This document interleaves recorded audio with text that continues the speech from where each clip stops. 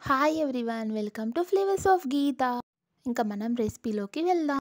కొబ్బరిని కోర్స్గా బ్లెండ్ చేసి పక్కన పెట్టుకోవాలి.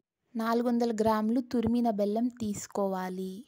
తీసుకున్న తర్వాత ఇడ్లీ పాత్రలో మీడియం ఫ్లేమ్లో 20 to 25 మినిట్స్ వరకు ఆవిరి పెట్టుకోవాలన్నమాట. అది కాటన్ క్లాత్ తీసుకొని దానిలో ఒక గ్లాస్ బియ్యం వేసి పెట్టుకోవాలి. స్టీమ్ బాయిల్ చేసుకోవాలి. అయిపోయిన తర్వాత బాగా ఒక ప్లేట్లోకి తీసుకోవాలి. బాగా కలుపుకోవాలి. ఉంటలు ఉంటలుగా ఉంటుంది కదా, అదంతా మనం చేత్తో నలిపితే అట్టే అవంతా బాగా అవుతుంది. అది కాకుండా కూల్గా కూడా అవుతుంది అనమాట, చల్లారుతుంది. మేమైతే ఇది అప్పటికప్పుడు చేసింది, స్టాక్ అయితే ఏం పెట్టుకోలేదు. ఇది ఒక సైడ్ పెట్టుకున్నాము. కొబ్బరి తురుము కూడా ఒక పక్క పెట్టుకున్నాము. ఈ ప్లేట్లో బెల్లం కూడా కరగబెట్టుకుంటున్నాము. ఇది కూడా మీడియం ఫ్లేమ్లోనే చేసుకోవాలి, హై ఫ్లేమ్లో అంతా చేసుకోకూడదు అనమాట.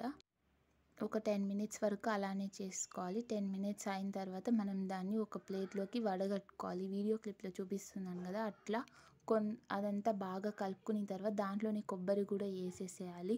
మనం కొంచెం కొంచెంగా తీసుకొని రౌండ్ రౌండ్ బాల్స్గా చేసుకొని మళ్ళీ చేత్తో ప్రెస్ చేసినట్టు చేసి ఒక ప్లేట్లో పక్కన పెట్టుకున్న తర్వాత ఇదంతా చేసేసి అయిపోయిన తర్వాత మళ్ళీ మనం దీన్ని కూడా ఇడ్లీ పాత్రలోనే పెట్టుకోవాలి 10 to 15 మినిట్స్ వరకు.